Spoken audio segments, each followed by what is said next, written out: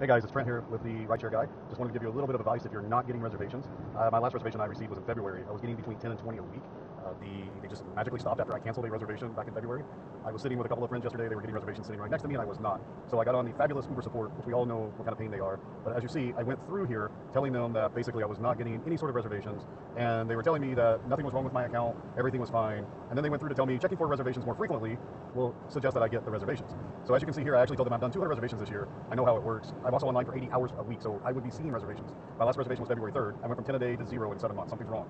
So being persistent with support is the key here. We all know that it's like talking to a bot sometimes. So they went on to tell me that everything was okay, but then they tell me they understand the experience is upsetting. They would request, but don't worry, they successfully made changes in my account, and I will receive reservations soon.